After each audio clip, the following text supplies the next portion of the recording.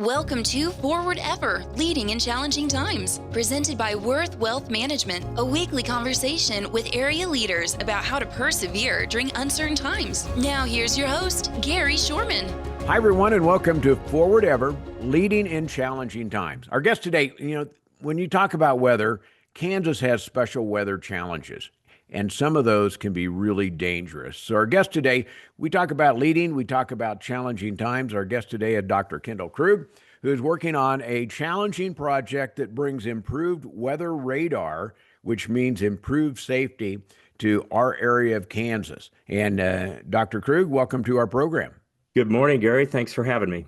You know, most of us just stand out here and we take weather for granted. I'm a pilot, so I watch weather all the time. You want to be involved in making sure you're safe. But talk a little bit about what the project you're working on in a big sense, because it's one of those things that most people will never see, but they'll know that they're safer because of it. Talk about the new weather radar that you're working on. Yeah, the whole discussion started last year. The National Weather Service sends their meteorologists out to every county in the Dodge City service area, and they do storm spotter training. It's usually in March and April prior to severe weather. And they come to Ellis County, and the first thing they show you pictures of radar and tornadoes and things to look for when you're actually observing the sky. But they always say, well, you and Ellis County are in a radar gap. And the radar gap exists because we're 85 miles from the radar site in Dodge City, which is the closest National Weather Service office that has a radar.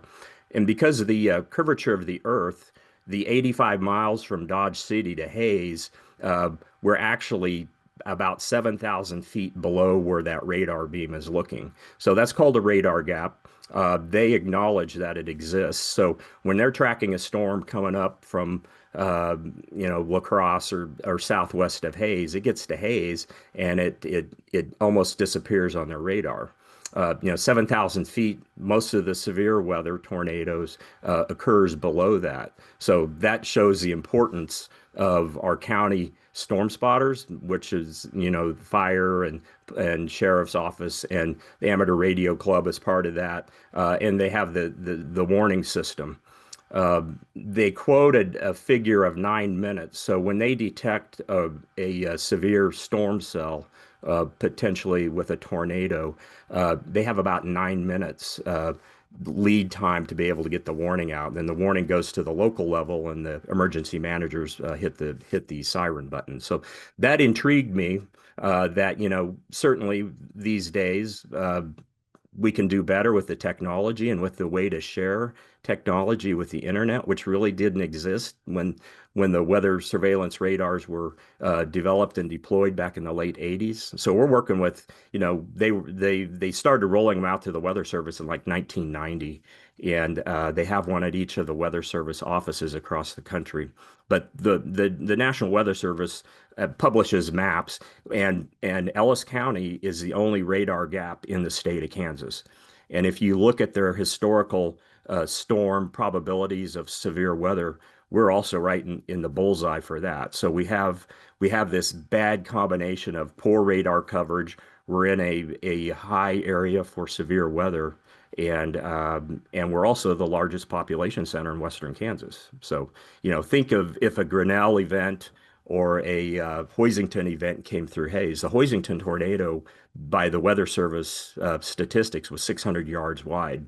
So think if you had a 600-yard wide swath cut through the center of Hayes. Just because of the population density, there's a potential for a lot of injuries. And heaven forbid if you had a Greensburg event, which was over a mile wide. So what, Dr. Krug, is that when you take a look at that, you see that minutes make a difference. Even seconds make a difference for somebody getting to a basement, getting to a shelter, doing that. And if they're guessing because of, like you talked about, the gap in really good radar in this area, if they're just guessing where that is, that leaves a lot of margin for error. And I think what you're talking about is being able to improve that and improve every second that makes a difference for us to be safe, not only in Hayes, but really Ellis County. Yep. And that 9 minute figure, the reason for that is the weather surveillance radar 88 that the Weather Service uses. It's a huge. You see this big white dome if you drive by the airport there at Dodge City. Uh, Big radar. It's meant to go long range, but the range is kind of offset by the radar gap, the curvature problem. But that radar is so big that a 360-degree scan, if you've watched the radar on your app, it takes 9 minutes for that to refresh. So they might be looking at a potential storm south of Hayes, and they're not going to get an update on that position and the storm intensity for another 9 minutes. The smaller radar, which is the one we're looking at, doesn't have as long a range, but again, because of the curvature of the Earth problem, maybe that's not really an issue. It refreshes every minute. So the emergency managers that I've talked to, they say that's probably the biggest issue is, if you can refresh that data every minute, and then that's going to increase your time. The cry wolf phenomenon is out there. We all have lived the event where the tornado sirens go out and you go out on the front porch and look, you don't see anything. But when they trigger the sirens, it's for the whole county. So it doesn't matter where the severe weather, they're going to trigger it. And, for their defense, they have to err on the side of caution. So, you can understand that. But the Weather Service recognizes this phenomena that people see a warning and they kind of just put it in the back of their mind. They kind of dismiss it.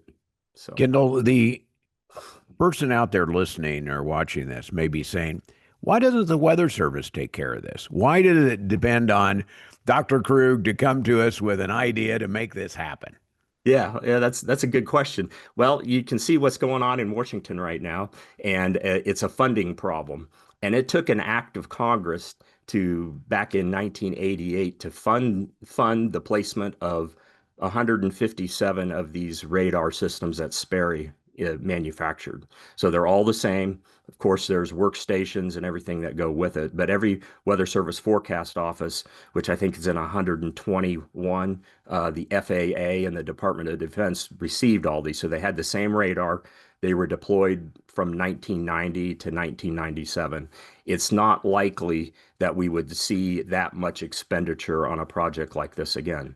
Now, the Severe Storms Lab in Norman, Oklahoma, they've already developed the next generation of weather radar, and it's something called, instead of a dish, it's a phased array. So it's kind of like a Starlink antenna. It's just a flat panel, and it only has to rotate 180 degrees. So they've got better technology out there, but there's just not the money and probably the will to say we're going to spend probably $5 billion to deploy a new system. Well, let's talk about the cost of doing this because this means so much to so many people. Pilots, obviously, it's important. Schools are important. The university, you go down the list of those people, the hospital. Every minute counts when you have some sort of radar out there to help and maybe make it better so you don't get the false alarms. You get better radar for being able to do that. But when you look at making that happen, there is cost with that. And how are you addressing the cost factor of getting this radar started? Yep. There are different manufacturers that make radars. And when we started looking at this, the Amateur Radio Club actually took it on as a project. And we had the U.S. Geological Survey in Anchorage actually donated a Doppler radar to STEM Harvest, which is where the radio club operates out of. So we have a 2000 era Doppler radar that the USGS used to study a volcano eruption. The problem is that the company that manufactured it is still in existence, but they don't support it. The software, it runs on Windows 8, and so that we've got a nice piece of hardware, but we're not going to be able to use it for this. And looking at it, it would be archaic. We wouldn't be able to get the data out like we want. The new system is all web-based. It's very small. It's made to be deployed on the top of buildings. So the actual dish is antenna unit is about a meter in diameter. It's made to be able to go up in an elevator. Actually saw one at the Western Illinois University. They are in a similar radar gap in that town, and they've had theirs for 5 years, and it's worked great. And they love it. So that unit is made by Furuno. Furuno's an international company that makes marine radars. So if you've ever been on a cruise or Mhm. seen some big marine vessels, they have Furuno radars on them. So they've been around. They make radars for harsh climates, and they make a small unit. It's portable. It's the WR2120 is the one we're looking at, and it's in the $300,000 price range. The closest ones we could find, there's a company out of St. Louis, EWR, that makes things for the military, 600,000 for their portable system. It is a phased array, but the software annual fee for the software is like $60,000. So that's just not possible. So the Furuno unit came highly recommended. Other people are using it for the same thing. I mean, there are other radar gaps across the country, and communities are stepping up because of the lack of funding, and the national government's not going to be able to afford it. So community there this is being done on a community basis to try to place these radars in radar gaps. So your radar works, and you have it. It's up there reporting things. Somebody has to interpret the radar Hmm. and what that is. So is that going to go to your basement and you're going to have a command center there? Or does it Now, go to the radio, the amateur radio group? What happens next? We get it installed. It's set up. It's spinning like a top. mhm. Who tells us, okay, there's a tornado, and who's in charge of the next step, which means taking the information and distributing it through, whether it be our radio stations or the internet or however? Yeah, and that's the big thing that's probably changed in the last 25 years. We have this internet infrastructure. We've got fiber optics going through by our home out here in rural Ellis County. So the radar unit's going to just be autonomous. It just sets and spins and collects digital data. And that digital data goes into a processing unit, basically a computer and a web server, and then we will be able to give access to anybody who wants it. Like through Eagle, we want to have a partnership with you to put that on Hayes Post. So, You could just have a site on A's Posted. You'd say, yep, click on the local yep. radar and So take a look at what you want to see. yeah, this is going to be no cost. So anybody who wants that information, we can get it to you in just a live feed type of deal. So imagine being out at the ballpark and you got your smartphone and you pull up Hayes Post and you hit the Hayes Community Radar link, and there you go. And people use radar apps all the time. People driving down the interstate, if Hmm. it's snowing, Hmm. they want to be able to have that. But yeah, we want that information to be flow freely. And I mean, that's the issue right now with the warnings.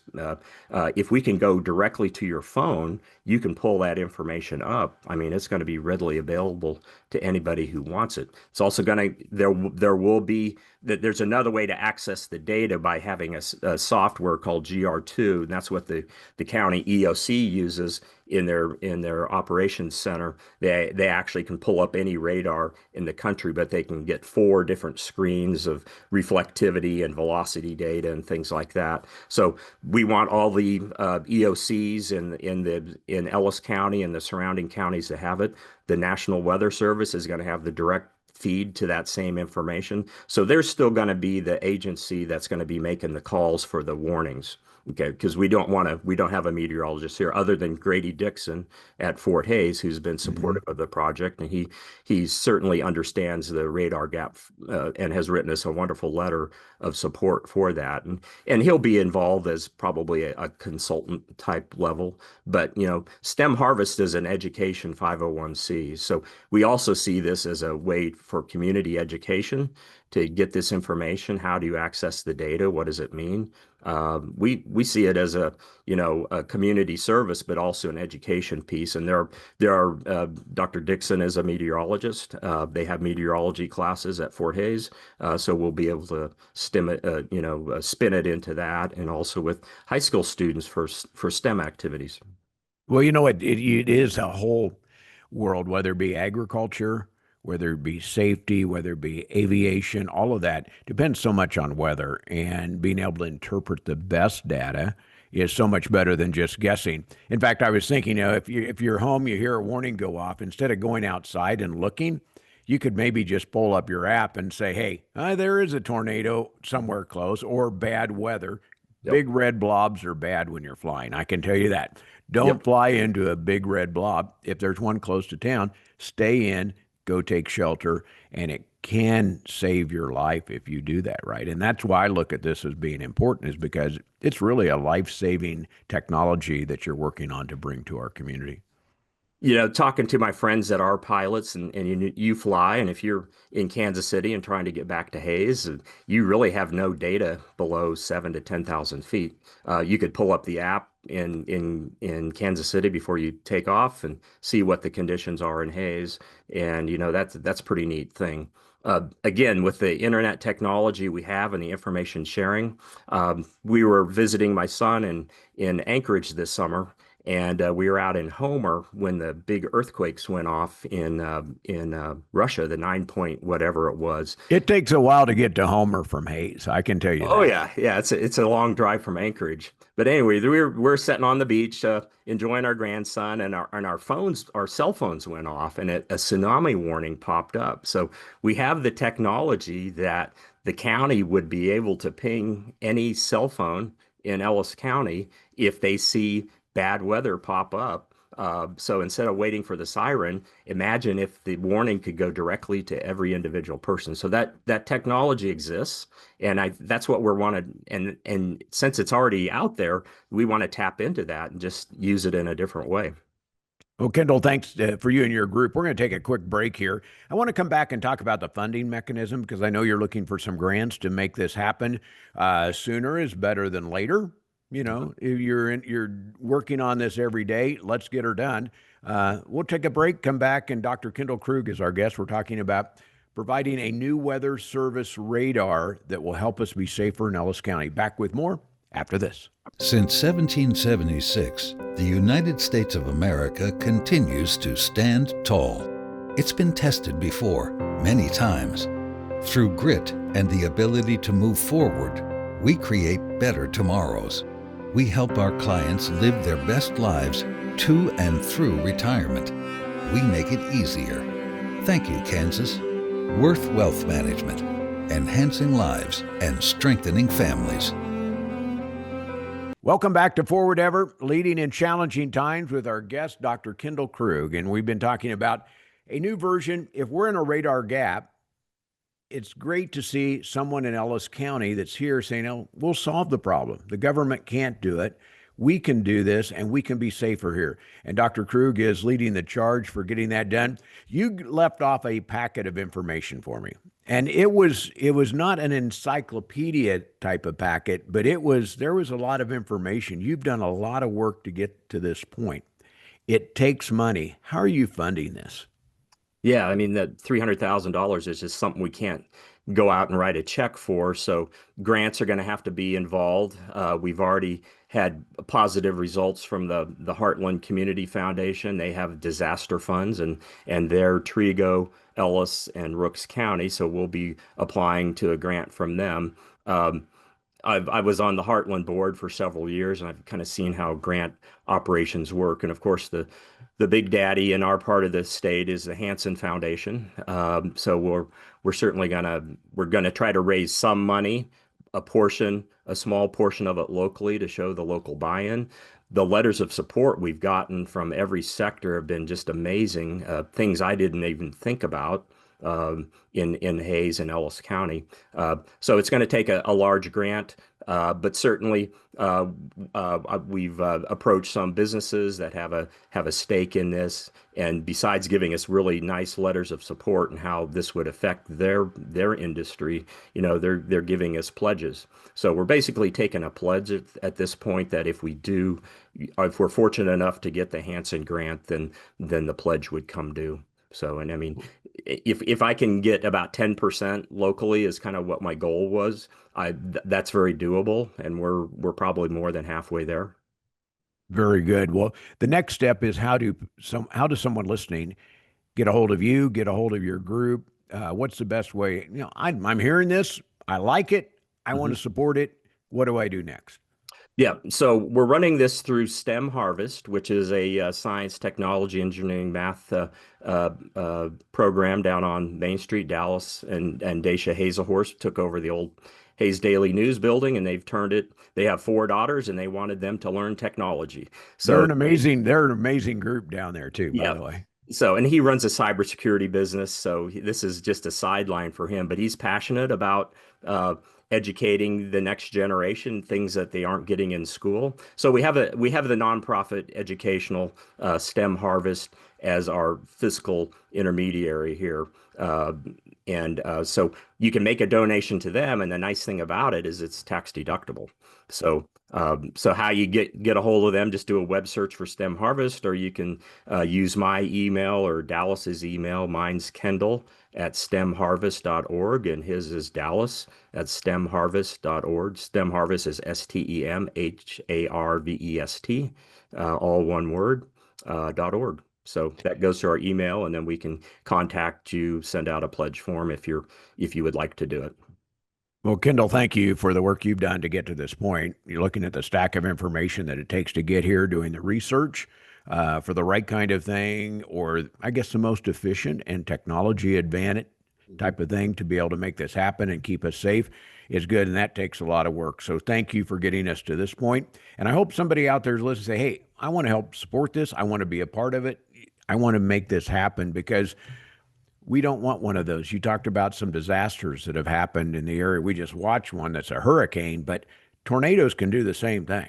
And it can be a mess. And so the more we can do to be safe, the more we can do to help our kids be safe, whether they're in school or university, let's make it happen. Very good. Kendall Krug is our guest today, and he's been working with and developing a program to bring improved radar to our area, which will keep us all safer. Kendall, thanks for being here, and thanks for our sponsor, Worth Wealth Management, where you can live with confidence. I'm Gary Shorman. Thanks for joining us for Forward Ever, Leading in Challenging Times, presented by Worth Wealth Management. Join us right here next week for another episode with host Gary Shorman. Until then, remember to move forward ever, backward never.